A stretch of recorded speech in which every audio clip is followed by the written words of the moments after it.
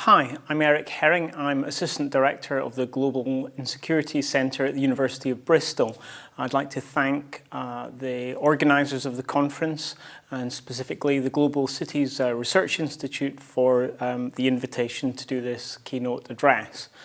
I think the theme of the conference is incredibly important, transforming the future, and I hope that I've got something to offer to you in terms of thinking about some aspects of transformation.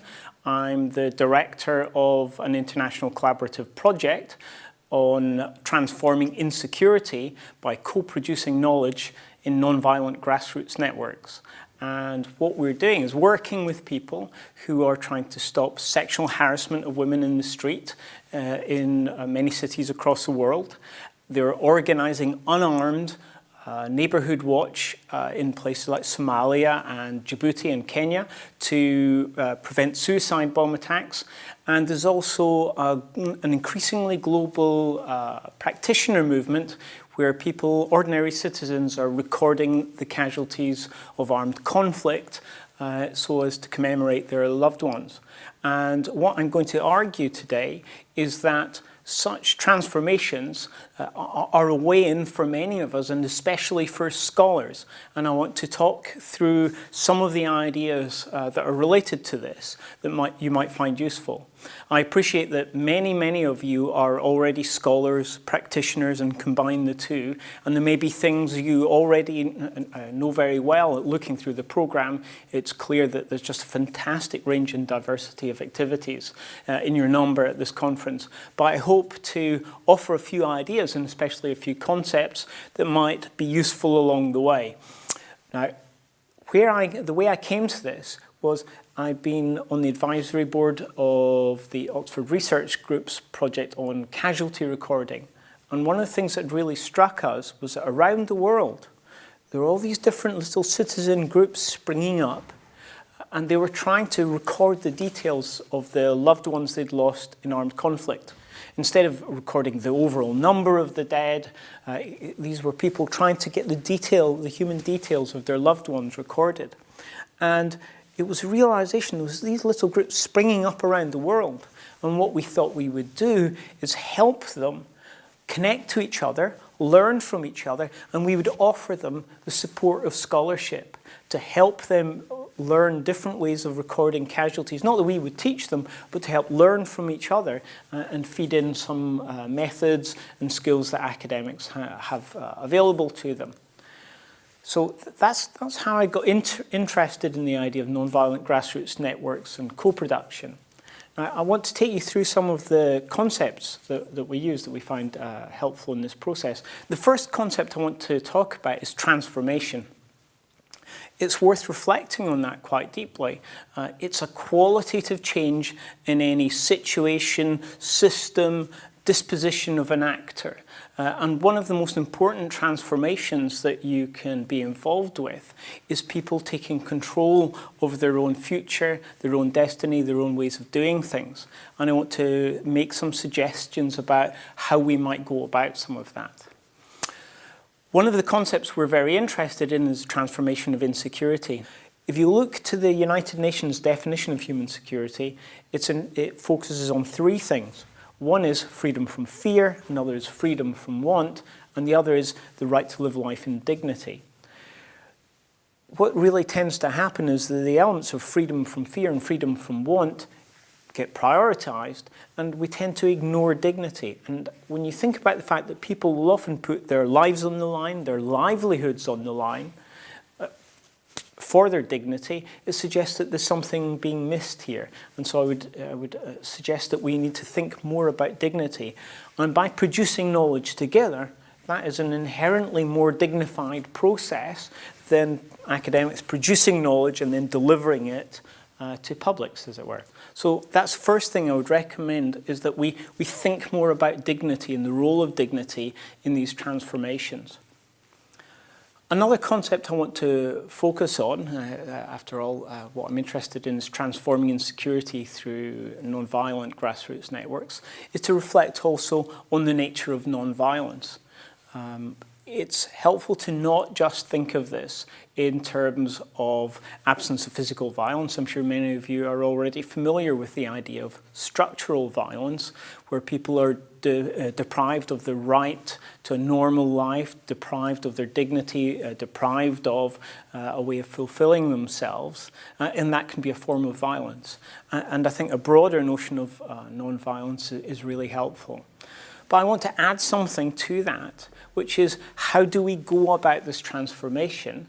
And I would suggest that we think about the category of non-deceptive persuasion, because we face a really big challenge. We want to persuade people of things. We want to tell people about the message we have that we think is important, we think is true. And the question is, how do we go about this in an appropriate way? If you think about three categories, one is where you're just informing people of what's happening.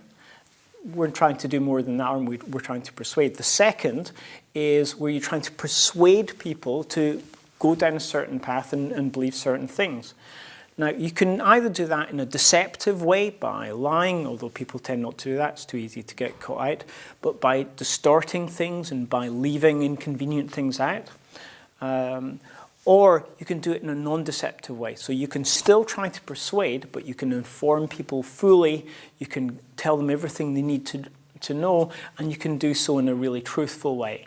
And that really should be, I would argue, our path to be truly non-violent. Scholars have a really important role, I think, in being able to just stand up for, overridingly, what they think is true and fair and balanced and includes everything we need to know. That's the advantage we have, that's the resource we have, that's often indeed the trust we have. And so I think we should be doing that and living up to that. Often in these situations, social movements talk about speaking truth to power. Usually only meaning elite power and dominant power. I just want to suggest a couple of different angles on that. The first is the idea of speaking truth about power and about how it operates. For quite a few years I worked on sanctions on Iraq, and really what drew me into it was some newspaper reports that had said that terrible things were happening in Iraq, that the sanctions were causing all sorts of human suffering. And that just struck me as horrendous if true, and I realized there wasn't much research on it. And I went to Iraq and did research on the ground when Saddam Hussein was in charge of the country.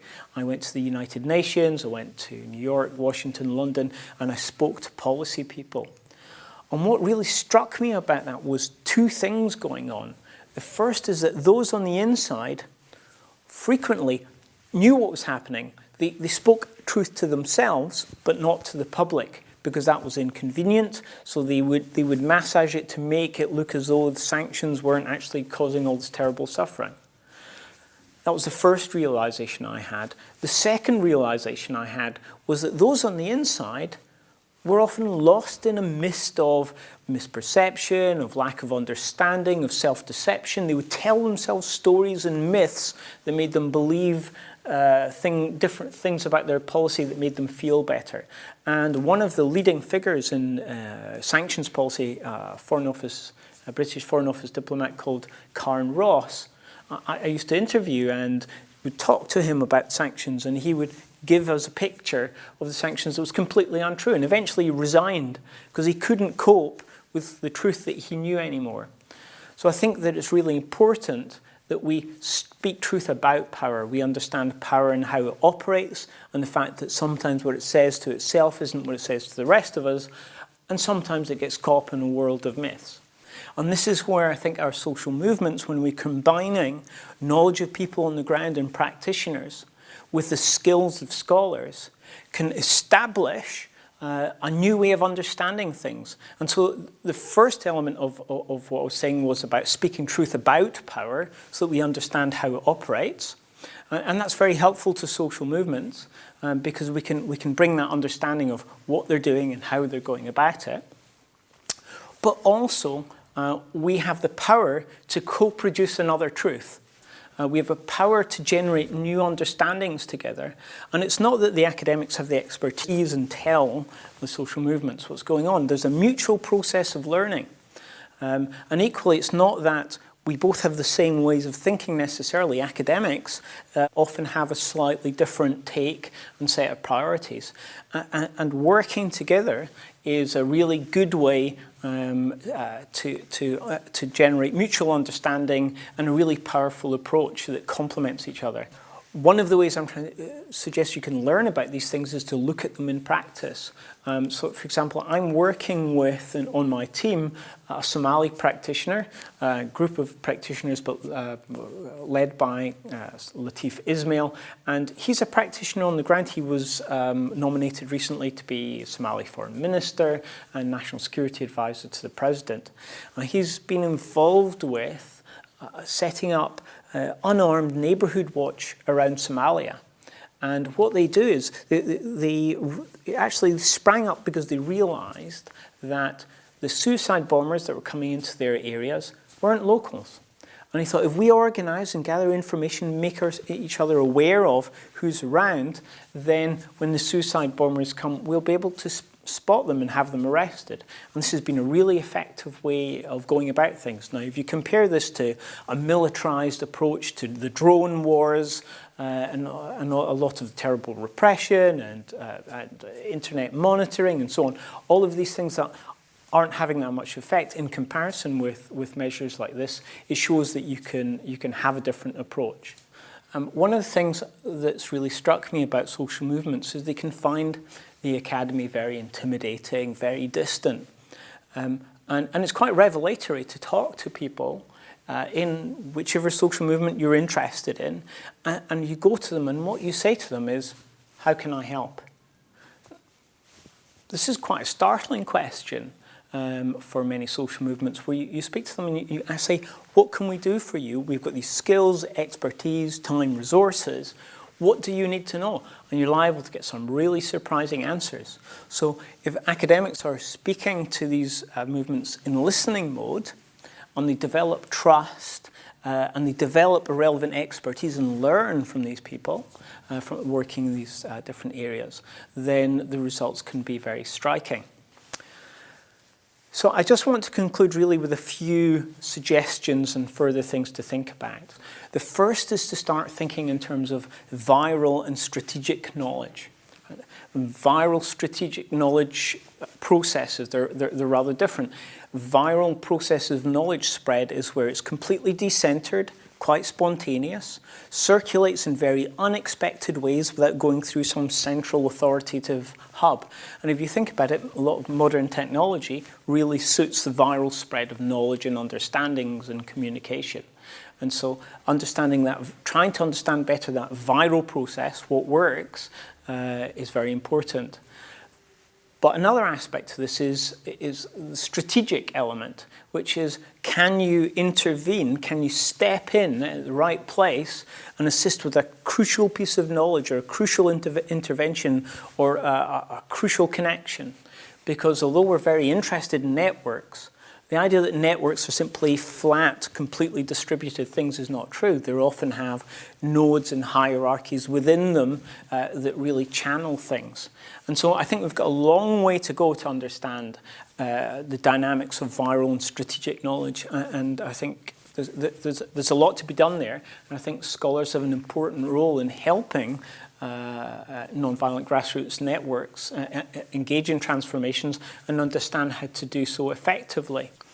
The second thing I would encourage is to be for something. It's very easy to be critical and to be against and say what's wrong with what's happening at the moment. But it's also really important to advocate something, to be in favour of something and to propose something really positive. It's maybe something that academics find quite hard at times, but it's really important to do so. And then the last thing I would say is it's important to try to be clear. Now, for academics, that can be quite hard because what they're worried about is losing the complexity and richness of their understanding. But it is important to be clear. the theoretical physicist Wolfgang Pauli is reputed to have said that the thing about a paper is that it wasn't even wrong. Right? It's not it wasn't right, but it wasn't even wrong. It was so unclear you couldn't work out what it was arguing. And I think it's important that we are prepared in our learning and understanding to make claims and make proposals at the risk of being wrong. And also at the risk of reducing complexity. And the way I deal with the complexity issue is to think in terms of levels of approximation. That you're saying something very simply at the start, and then you're unpacking those complexities. You're not getting rid of them, you're just saying, that's at another level. And I find that works for me. Now, I hope these suggestions and ideas and concepts are of some value to you. I am very aware, say, of the fantastic work that you're doing, and I hope that this is a small contribution to your event. And I wish you all the very best with the rest of the conference, and I thank you for your time and attention. Thank you very much.